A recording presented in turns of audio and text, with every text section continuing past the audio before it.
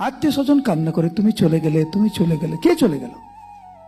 যে যাকে নিয়ে আমাদের এত আনন্দ ফুর্তি ছিল, সেই শরীরটা তো পড়েই আছে।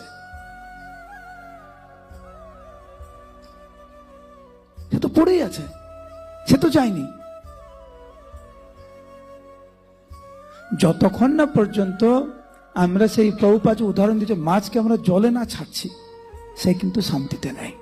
ঠিক সেই রকম আমরা ভগবানকে ভুলে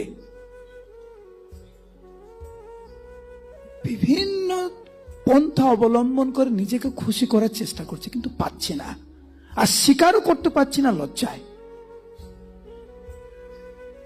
ভাবছি ভালো ভালো খেয়ে আনন্দিত হব।